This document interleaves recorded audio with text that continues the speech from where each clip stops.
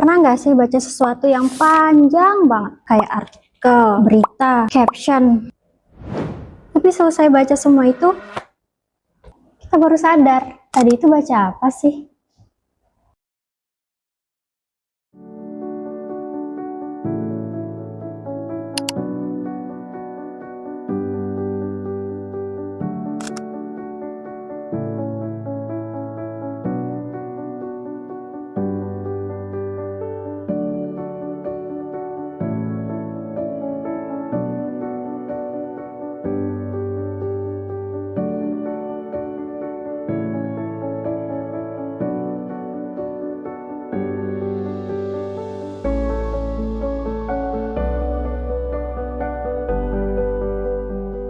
Kita hidup di zaman yang ironis banget, yang mana berita itu semakin banyak, tapi pemahaman kita semakin menipis.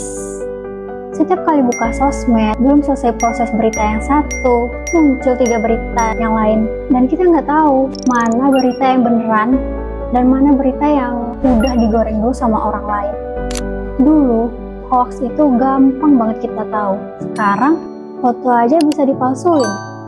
Video bisa dibuat dari nol, bahkan suara pun bisa dibuat semirip dengan yang aslinya menggunakan AI. Serem nggak sih? Tapi tunggu dulu, AI itu nggak sepenuhnya buruk.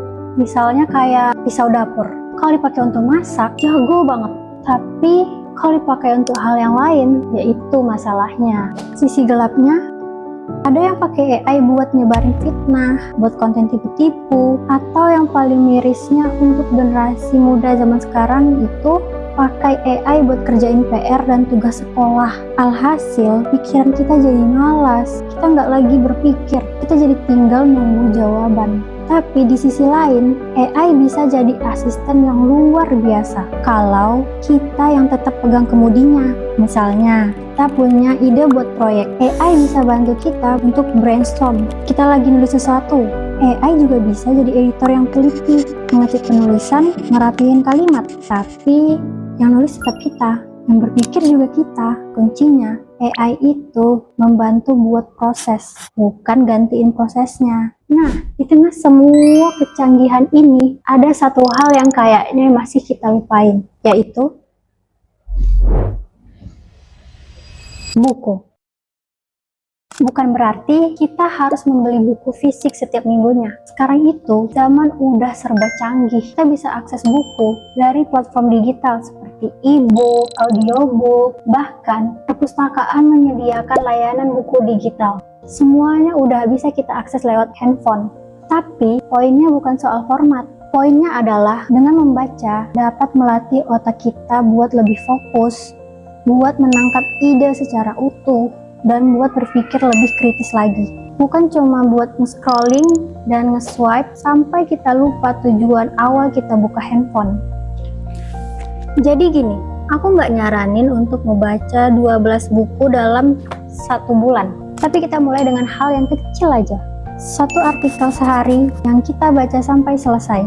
Bukan cuma judulnya aja. Atau 10 menit baca buku sebelum tidur. Hitung-hitung, gantiin waktu scrolling sosmed yang bikin kita susah tidur itu. Coba deh, seminggu aja. Kalau nggak ada bedanya, balikin challenge-nya ke aku.